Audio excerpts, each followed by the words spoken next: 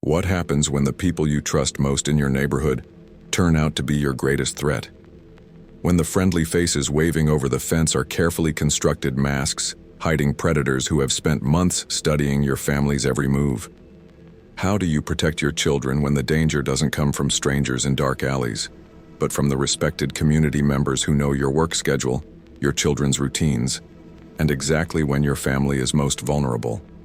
These aren't paranoid fantasies about stranger danger, but the horrifying reality that unfolded when one American family discovered that their picture-perfect suburban neighborhood was actually a hunting ground for a criminal network that had been operating for decades.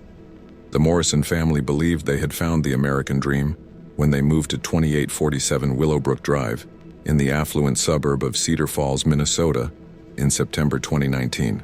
David Morrison, a 38-year-old financial advisor, and his wife Rebecca, a 35-year-old freelance graphic designer, had spent 2 years house hunting to find the perfect environment to raise their 9-year-old daughter Lily and 6-year-old son Max. Cedar Falls represented everything they wanted in a community: excellent schools, low crime rates, well-maintained neighborhoods, and the kind of family-friendly atmosphere where children could grow up safely and parents could build lasting friendships with their neighbors. The house at 2847 Willowbrook Drive was a stunning colonial-style home with 5 bedrooms, a 3-car garage, and nearly an acre of beautifully landscaped property. The neighborhood itself was a masterpiece of suburban planning, with tree-lined streets, sidewalks perfect for evening walks, and community spaces that encouraged neighbors to interact and build relationships. Property values in Cedar Falls had been steadily increasing for years, and the waiting list for homes in the most desirable areas often stretched for months. What made their new neighborhood particularly appealing was the sense of community that seemed to exist among the residents. Unlike many modern suburban developments where neighbors barely knew each other's names, Willowbrook Drive felt like a throwback to an earlier era of American neighborliness. Residents organized block parties, holiday celebrations, and informal gatherings that brought families together and created lasting bonds between neighbors. The Morrisons' immediate neighbors seemed to perfectly embody this spirit of community cooperation and friendship. To their right lived the Hendersons, a retired couple in their early 70s who had lived on Willowbrook Drive for over 20 years and served as the unofficial historians and caretakers of neighborhood traditions. George Henderson had been a high school principal before retirement, and his wife Margaret had worked as a librarian, giving them the kind of educational background and community involvement that made them natural leaders among their neighbors. To the left of the Morrison property was the home of Dr. Catherine Walsh, a prominent pediatrician who had her practice at Cedar Falls Children's Hospital and was widely respected both professionally and personally.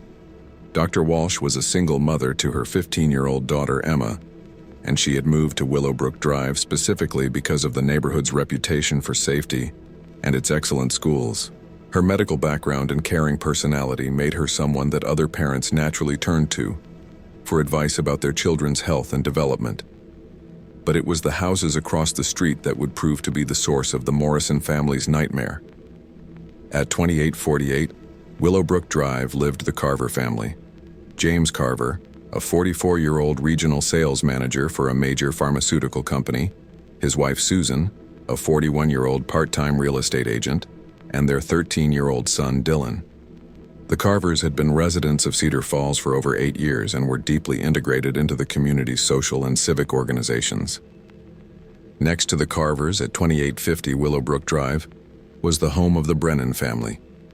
Michael Brennan, a 46-year-old insurance executive, his wife Patricia, a 43-year-old substitute teacher, and their 11-year-old daughter Ashley. The Brennans were known throughout the neighborhood for their generosity and community involvement, frequently organizing charity drives and volunteer activities that brought neighbors together for good causes.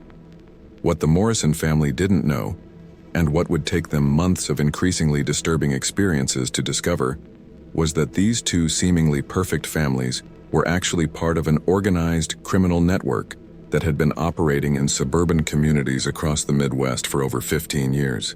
The Carvers and Brennans weren't just neighbors. They were professional predators who specialized in identifying, studying, and ultimately exploiting vulnerable families with young children.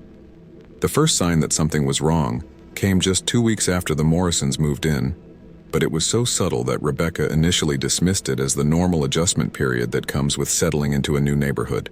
She had been unpacking boxes in her home office, which faced the street and provided a clear view of the Carver and Brennan houses, when she noticed that both families seemed to be unusually interested in the Morrison family's activities. Throughout the day, Rebecca observed James Carver, Susan Carver, Michael Brennan, and Patricia Brennan taking turns positioning themselves in locations where they could observe the Morrison house. They would appear in their front yards, at their windows, or on their porches whenever members of the Morrison family were visible, and they would watch with an intensity that seemed to go beyond casual neighborly interest. Initially, Rebecca rationalized this behavior as natural curiosity about new neighbors.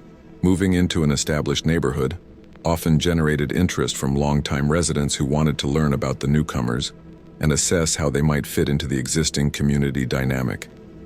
But as the days passed, the surveillance became more systematic and intrusive, suggesting that the Carvers and Brennans were conducting deliberate observation rather than expressing casual curiosity.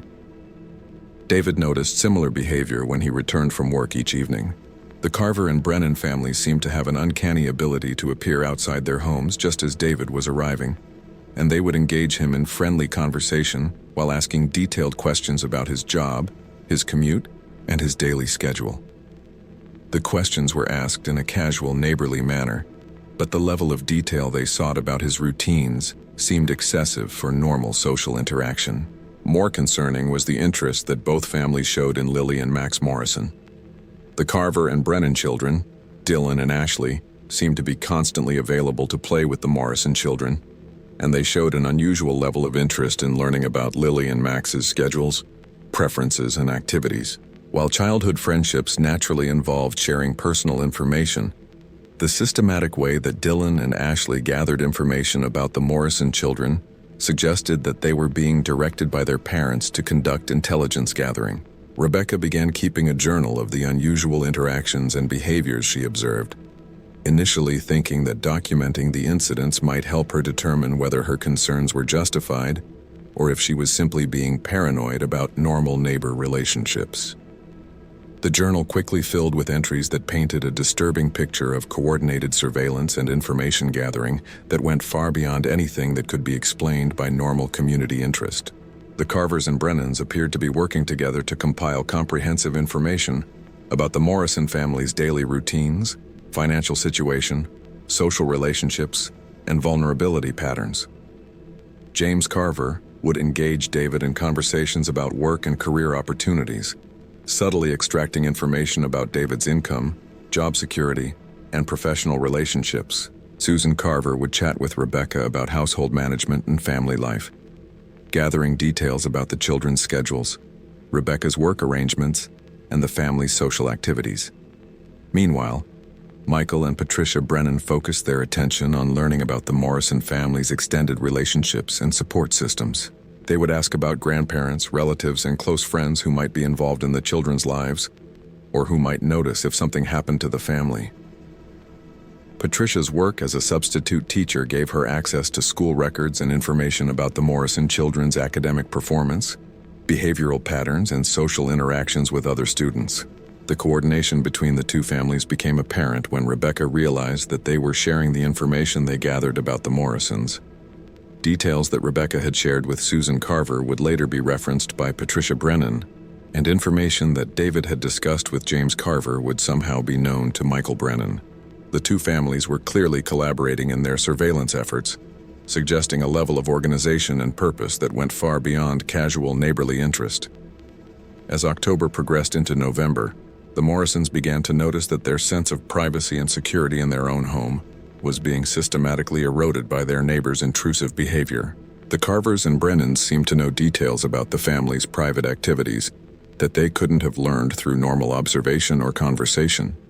They would make comments that indicated knowledge of the Morrison family's evening routines, weekend activities, and even private conversations that should have been impossible for outsiders to overhear. Rebecca discovered that someone had been accessing their mail and packages, before the family could retrieve them from their mailbox. Nothing was stolen, but the mail showed signs of having been opened and resealed, and packages were sometimes found in different positions than where they had been delivered. The family's credit card statements and other sensitive documents were being examined by unknown parties who were learning about their financial situation and spending patterns. Most disturbing of all, the Morrison children began reporting that their new friends Dylan and Ashley Carver and Brennan were asking them unusual questions about their family's habits and routines. Lily mentioned that Dylan had asked her about what time her parents went to bed, whether they locked their doors at night, and whether there were any times when the family was away from home. Max reported that Ashley had questioned him about his parents' work schedules, their family's travel plans, and whether they had any security systems or protective measures in their house. The children's reports of these conversations raised immediate red flags for David and Rebecca, who recognized that the questions went far beyond normal childhood curiosity and suggested that the Carver and Brennan children were being instructed to gather intelligence about the Morrison family's vulnerability to potential criminal activity. The systematic nature of the information gathering, combined with the coordination between the two families, indicated that the Morrisons were being studied as potential targets for some type of criminal exploitation. David immediately contacted the Cedar Falls Police Department to report his family's concerns about their neighbor's suspicious behavior. The responding officer, Sergeant Maria Rodriguez, listened to David's account with professional attention, but explained that the activities he described, while unusual and concerning, did not constitute clear evidence of criminal intent or activity. The police could not take action against the Carvers and Brennans based solely on their apparent interest in the Morrison family, especially since all of their interactions had been superficially friendly and non-threatening. Sergeant Rodriguez did, however, advise the Morrison family to document any further suspicious activities and to contact the police immediately if they observed any clearly illegal behavior or if they felt that their safety was in immediate danger. She also recommended that the family invest in security measures such as cameras and alarm systems if they were concerned about their neighbors' intentions. David and Rebecca took Sergeant Rodriguez's advice seriously and immediately began implementing security measures designed to protect their family and document any criminal activity that might be directed against them. They installed a comprehensive security system with cameras monitoring all approaches to their house, motion detectors throughout the interior, and silent alarms that would alert them and law enforcement to any unauthorized intrusion attempts. The security system proved to be an invaluable investment, as it almost immediately began capturing evidence that the Morrison family's concerns about their neighbors were not only justified, but were actually far more serious than they had initially realized. The cameras revealed that the Carvers and Brennans were conducting regular nighttime surveillance of the Morrison property, with members of both families taking turns watching the house during the hours when the family was asleep and most vulnerable. James Carver was recorded conducting systematic reconnaissance of the Morrison property's security features, testing doors and windows to determine which might provide access to the house, and examining the newly installed security cameras to assess their coverage and capabilities. He appeared to be developing detailed plans for gaining unauthorized entry to the Morrison home, including strategies for disabling or avoiding the security systems that the family had installed. Michael Brennan was captured on camera conducting similar reconnaissance activities, but his focus seemed to be on escape routes and methods for moving undetected around the neighborhood during nighttime hours. He would practice approaching and leaving the Morrison property through various routes, timing his movements and identifying potential obstacles or detection risks that might interfere with future criminal activities. Most chilling of all were the recordings of conversations between the adult members of both families as they discussed their plans for the Morrison family. The audio captured by the security system revealed that the Carvers and Brennans were not just conducting surveillance out of curiosity or malicious intent, but were actually planning specific criminal activities that would target the Morrison children and potentially involve kidnapping, exploitation, or worse. The parents both work from home sometimes, but there's a pattern to when they're both out of the house, Susan Carver was recorded saying during one late-night conversation in the Morrisons' backyard. Tuesday and Thursday afternoons, both kids are in after-school activities and the mother usually runs errands. That gives us a 3-hour window when only the father is home, and he's usually in his office with headphones on, Patricia Brennan's response indicated that she had been gathering intelligence about the children's specific vulnerabilities and preferences. The girl is very trusting and responsive to adult authority figures. She's been trained to be polite and helpful, which makes her easy to manipulate. The boy is more cautious, but he follows his sister's lead in most situations. If we can gain the girl's cooperation, the boy will likely comply as well. The conversations revealed that the two families had been developing detailed profiles not only of the Morrison parents' schedules and security measures, but also of the children's psychological characteristics and behavioral patterns. They had been studying Lily and Max Morrison with the systematic thoroughness of professional predators, identifying the most effective methods for gaining their trust and compliance in a kidnapping scenario. James Carver and Michael Brennan discussed logistics and planning details that indicated they were preparing to abduct both Morrison children simultaneously. We'll need 2 vehicles and a secure location where we can hold them until the transfer arrangements are finalized. The pharmaceutical contacts can provide the sedatives we'll need to keep them manageable during transport, and the real estate connections will help us identify safe houses in rural areas where nobody will think to look. The audio recordings also revealed that the Carvers and Brennans were part of a much larger criminal network that operated across multiple states and had been trafficking children for over a decade. They discussed previous operations in other communities and referenced a sophisticated organization that specialized in identifying and exploiting vulnerable families in affluent suburban neighborhoods. Cedar Falls has been perfect for our operations, Michael Brennan was recorded saying. The community trust level is high, families feel safe and let their guard down, and the demographic profile gives us access to exactly the type of children that our clients prefer. We've been able to operate here for 8 years without any serious suspicion or investigation. The revelation that the Morrison family was not the first target of this criminal network was terrifying and infuriating. The recording suggested that other families in Cedar Falls and surrounding communities had been victimized by the same organization, and that the Carvers and Brennans had been successfully conducting criminal operations in the area for years while maintaining their facade of respectability and community involvement. Armed with this evidence, David Morrison contacted the FBI rather than local law enforcement, recognizing that the criminal activity involved interstate operations and organized conspiracy that would require federal investigation and prosecution.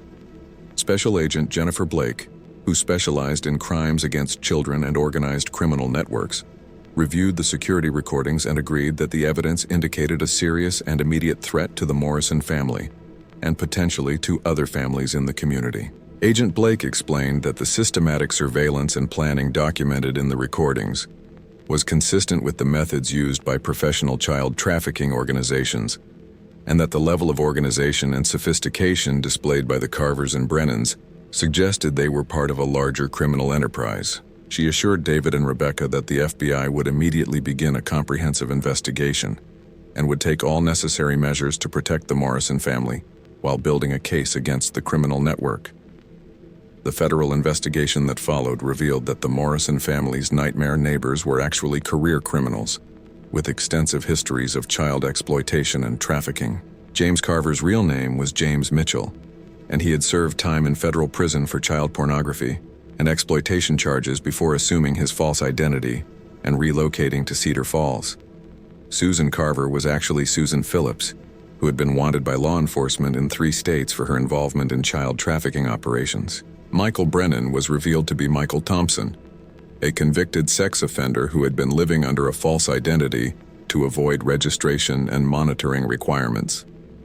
Patricia Brennan was actually Patricia Davis, who had a history of involvement in organized crime and had been specifically recruited by the trafficking network because of her access to school systems and her ability to identify and assess potential victims. Most shocking of all, the children Dylan and Ashley, who had befriended Lily and Max Morrison, were not the biological children of their supposed parents. DNA testing revealed that both children had been abducted from other families years earlier and had been raised by the criminal network to serve as tools for accessing and manipulating other children. Dylan's real name was Marcus Rodriguez, and he had been taken from his family in Texas when he was 5 years old. Ashley was actually Emma Chen, who had been abducted from her family in California when she was 3 years old. The discovery that the children they had been playing with were actually kidnapping victims who had been brainwashed and trained to help recruit other children was devastating for Lily and Max Morrison. The revelation that their new friends had been deliberately placed in their lives to study them and prepare for their abduction created trust issues and trauma that would require years of therapy to address.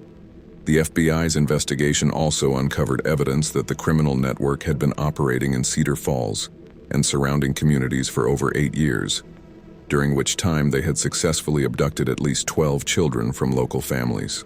The children were trafficked to a network of wealthy clients across the country who paid substantial sums for access to children who met specific physical and psychological profiles. The network's method of operation was sophisticated and terrifyingly effective. They would identify affluent suburban communities with high trust levels and low crime awareness, then place operatives in the community who would establish themselves as respectable residents and community members. These operatives would spend months or even years building relationships and gathering intelligence about local families before selecting specific targets for exploitation. The Carvers and Brennans had perfected this approach in Cedar Falls, using James Carver's pharmaceutical industry connections to provide cover for his frequent travel and contacts, and Patricia Brennan's work in schools to gain access to children and family information. They had been operating with complete impunity, protected by their carefully constructed identities and their integration into the community's social fabric. The arrest of the 4 adult criminals was coordinated with a massive federal operation that involved multiple agencies and jurisdictions. Law enforcement had to move carefully to ensure that Dylan and Ashley, Marcus and Emma, would be protected during the arrests and that the network's other operations could be disrupted before additional victims could be harmed. The arrests took place on a Thursday morning when all 4 suspects were at their respective homes and the children were at school. FBI agents surrounded both houses on Willowbrook Drive while the Morrison family watched from their living room window, finally seeing justice begin for the months of terror and violation they had endured. James Carver resisted arrest and attempted to destroy evidence, including computer equipment that contained client lists and operational details for the trafficking network. Susan Carver attempted to flee through the back of their property, but was apprehended by agents who had anticipated escape attempts. Michael and Patricia Brennan attempted to claim innocence and blame James and Susan for any criminal activity, but the evidence against all 4 was overwhelming and clearly documented their collaborative involvement in the conspiracy. The children Marcus and Emma were taken into protective custody and began the difficult process of learning their true identities and attempting to reconnect with their biological families. Both children had been so young when they were abducted that they had no clear memories of their original families, and they had been thoroughly indoctrinated to believe that their kidnappers were their parents and that their criminal activities were normal and acceptable. The reunion process was complicated by the fact that both children had been trained to mistrust law enforcement and social services, and they initially resisted efforts to separate them from the only family structure they remembered. Specialized counselors and therapists worked with Marcus and Emma to help them understand that they had been victims of crimes and that their biological families had never stopped searching for them. The houses at 2848 and 2850 Willowbrook Drive were searched extensively by federal agents, who discovered evidence of the network's operations that painted an even more disturbing picture of their criminal activities. Both homes contained hidden rooms and equipment designed for holding and controlling kidnapped children, including restraints, surveillance equipment, and soundproofing that would prevent victims from calling for help. The computer equipment seized from both houses revealed the full scope of the trafficking network's operations. Client lists showed that wealthy individuals across the country had been purchasing access to trafficked children, paying substantial sums for specific types of victims and experiences. The network maintained detailed catalogs of available children, including photographs, personal information, and assessments of their personalities and vulnerabilities. The financial records showed that the operation was generating millions of dollars in revenue annually, with the Carvers and Brennans receiving substantial payments for their role in identifying, grooming, and acquiring new victims. They had been living comfortable middle-class lifestyles while conducting some of the most horrific crimes imaginable against innocent children and families. The investigation also revealed that the network had been planning to expand their operations in Cedar Falls, with plans to recruit additional operatives and target more families in the community. The Morrison family's vigilance and the subsequent FBI investigation had prevented the expansion and had likely saved dozens of other children from becoming victims of the trafficking operation. The trial of the 4 defendants received extensive media coverage and exposed the sophisticated methods used by modern child trafficking networks to infiltrate and exploit suburban communities. The defense attorneys attempted to argue that their clients had been coerced or manipulated by the network's leadership, but the evidence clearly showed that all 4 had been willing and active participants in the criminal conspiracy. James Carver and Michael Brennan were convicted on federal charges including conspiracy to commit kidnapping, child trafficking, and operating a continuing criminal enterprise. Both men received life sentences without the possibility of parole, ensuring that they would never again be able to harm children or threaten families. Susan Carver and Patricia Brennan were also convicted on multiple federal charges and received sentences of 35 years in federal prison. Their cooperation with investigators led to the identification and arrest of other network members, but their sentences reflected the serious nature of their crimes and their direct involvement in the exploitation of children. The broader investigation into the trafficking network led to arrests in 12 states and the recovery of over 40 children who had been held by various network members.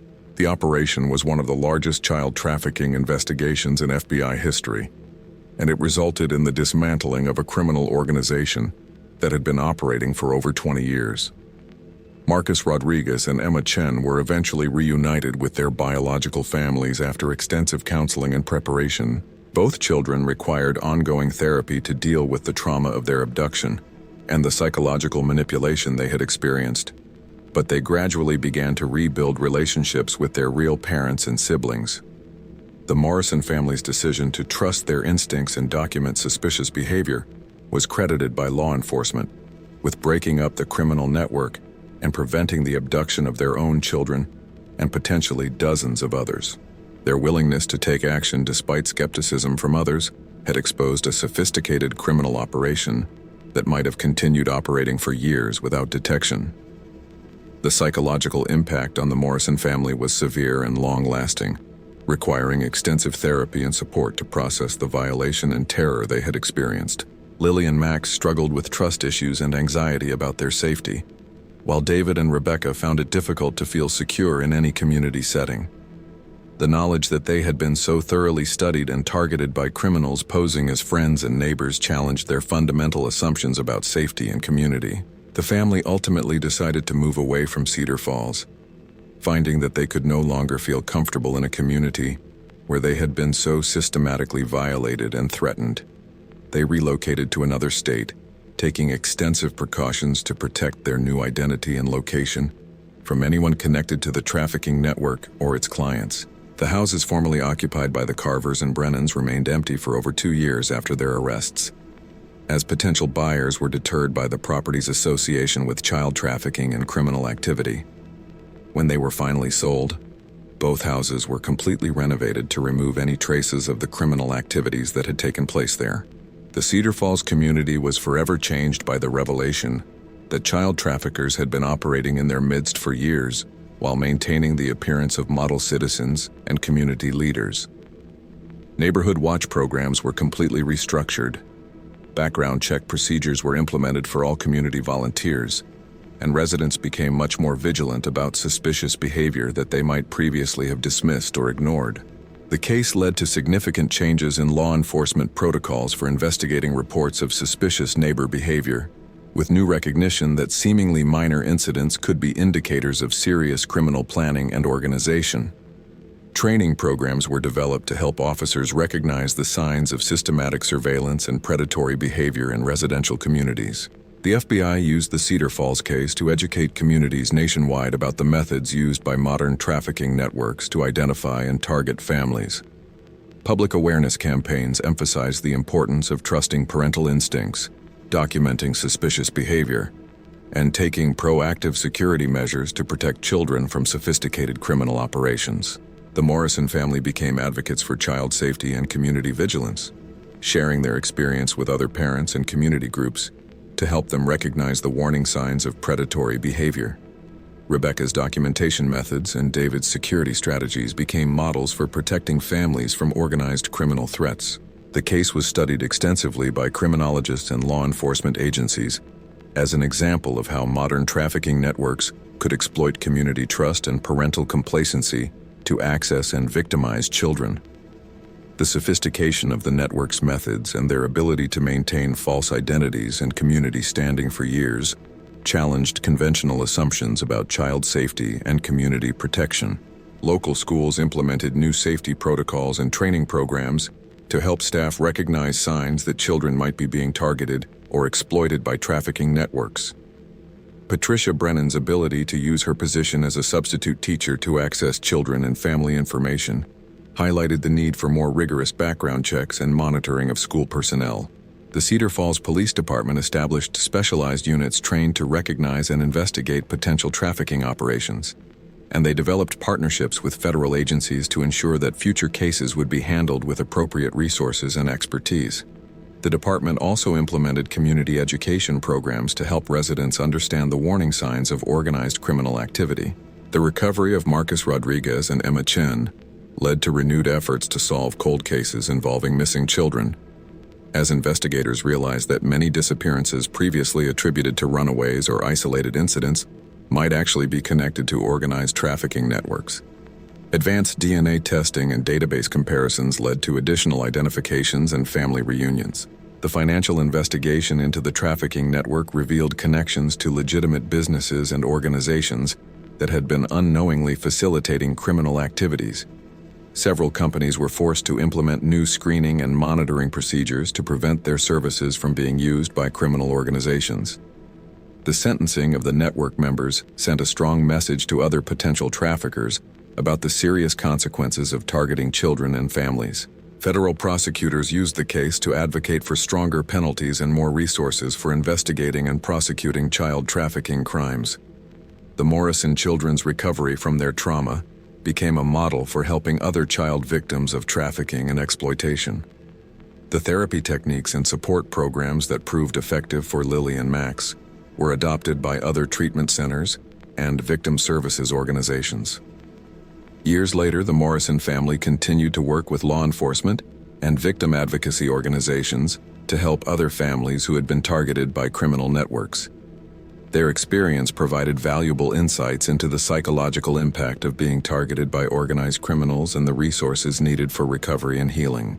The case established important legal precedents for prosecuting organized trafficking networks and for protecting families who cooperated with law enforcement investigations. The evidence-gathering techniques and investigative procedures developed during the Morrison case became standard practices for similar investigations nationwide. The community of Cedar Falls eventually recovered from the shock and trauma of discovering that traffickers had been operating in their midst, but the experience left lasting changes in how residents approached community safety and child protection. The balance between maintaining trust and community spirit while remaining vigilant against potential threats became an ongoing challenge for parents and community leaders. The former Carver and Brennan properties were eventually converted into community resources, with one becoming a family counseling center and the other being turned into a neighborhood safety education facility. The transformation of these sites from places of criminal planning to centers for healing and protection provided symbolic closure for the community. The investigation revealed that similar networks were likely operating in suburban communities across the country, leading to increased federal resources for investigating and preventing child trafficking operations. The Morrison case became a template for recognizing and responding to organized threats to child safety in residential communities.